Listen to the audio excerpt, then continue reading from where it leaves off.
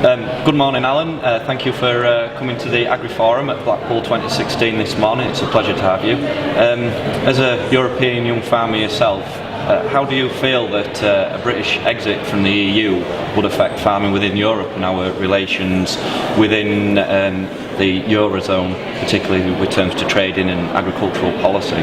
First of all, thanks very much, Sam, for giving me the invite to be here today, and delighted to be here. This is my second convention, so I've done the full NFYFC experience. I think the whole issue of Brexit for British young farmers is certainly something that's a worrying prospect, because of the uncertainty of what it may or may not bring. For us in CEJA, NFYFC are fantastic members.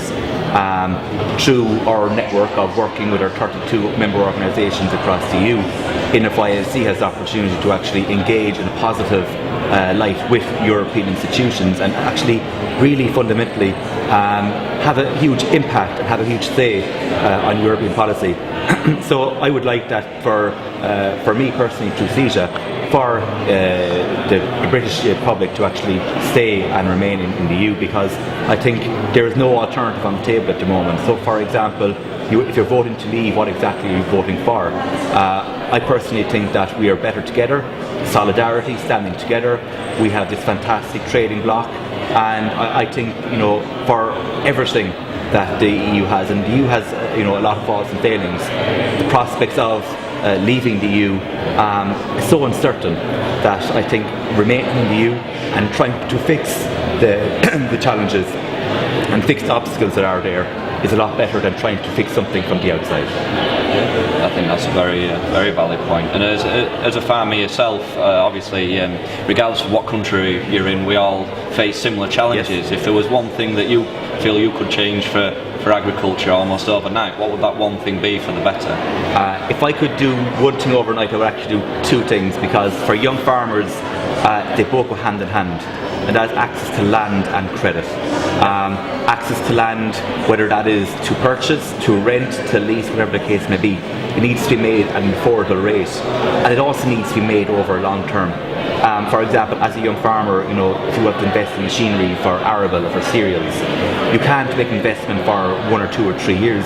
You're making this investment for 10, 15, 20 years for the long term. Yeah. And on the other side of it, we need to have access to cheaper credit. There's huge variances within the Eurozone. You've countries going from 7 or 8% down to some countries 1%. So we need to work with the European Investment Bank to actually get a common interest rate for young farmers, because if young farmers are not supported through access to credit predominantly, we're the future of the industry. There's only 6% of European young farmers under 35 years of age. You're feeding a growing population. By 2050 there will be 9 billion people in this world. You need to support young farmers today to produce food for tomorrow. Yeah, and certainly there's some of the most keen and out there young farmers here at the convention this weekend. For you personally, what are you hopeful of getting out of your experience through the debate and meeting with the National Federation of Young Farmers this morning? I think young farmers are very hungry for information of all types. Technical information. They're looking for, I suppose, knowledge of what the latest technologies are. And I think also the social aspect is hugely important, because as young farmers it's hugely important that we have a social aspect. Farming can be a very lonely occupation. You're working on your own in the field or in a shed or in a milking parlour from morning until evening, and I think having a hugely social aspect, and the NFYFC convention is a fantastic event to showcase the best of English young farmers. Yeah, well, thank you again for coming down today, Alan, and I very much look forward to your contribution to the debate, and have a good time at the AGM. Thanks very much, Alan. Delighted to be here.